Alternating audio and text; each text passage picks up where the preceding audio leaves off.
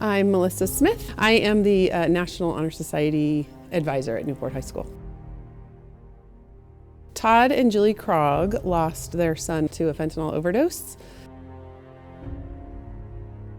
And they wanted to spread the message in the community just to prepare and make sure everybody was educated on the dangers of fentanyl. As a school, we met with Todd and Julie Krog and the principal and a couple of other members of the group that helped us, and we just kind of talked about what would be the most efficient way to educate our kids on fentanyl, and we decided to do it in the stations, to have several different guest speakers just to present different pieces of why it's important, why it's dangerous, why they need to be educated.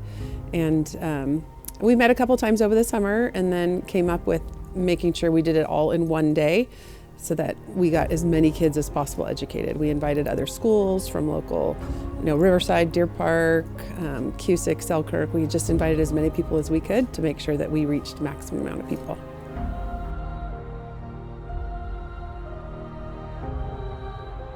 So we had Lacey Larson, who was from the DEA of Eastern Washington and North Idaho.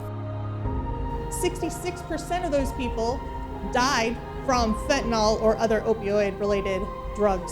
We had Stephanie Van Marter and Mike Ellis from the, I think they're their email is USDOJ, which is Department of Justice. And I can guarantee you, the people who are doing that for profit only, they don't care about you.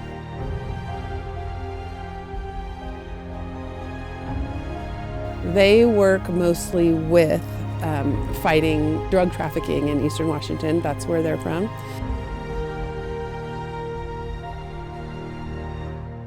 We had Dr. Jones, who's a local medical doctor, and he kind of talked about the effects that fentanyl actually has on your system. Fentanyl is about 100 times more potent than morphine. Of course, we had Todd and Julie Krog open the entire thing, telling us their family story. Fentanyl kills people. Fentanyl took that from us. And then we had Chief Duxbury outside talking about some of the legal ramifications of selling, buying, and doing fentanyl.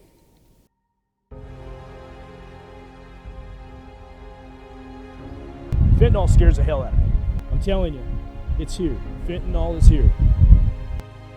We wanted to come up with some sort of social media tag that we could use, and we're not finished with it, we're still working with it, but we just wanted to come up with something that we could use so that locally people knew what we were talking about. I guess kind of our motto or our tagline.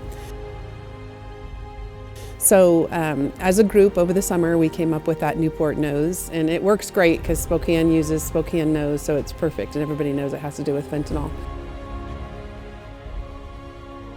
I don't think the kids beforehand, we gave them a pre-test before we started this fentanyl day, and they had heard of it, but they didn't really know anything about it.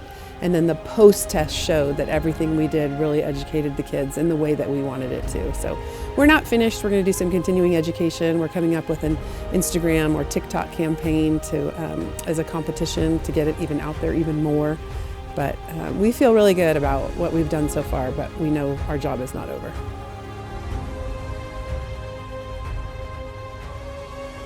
So with our Newport's Fentanyl Awareness Day, we just really, really hope that our kids learned how dangerous fentanyl is, and that if they're ever in a situation where they're confronted with fentanyl or offered pills or anything of that sort, that at the very least, they will think to themselves, gosh, this is really dangerous and I shouldn't do it. Or if they see someone else that's going to do it, they'll step up and say, hey, don't do that. It's really dangerous.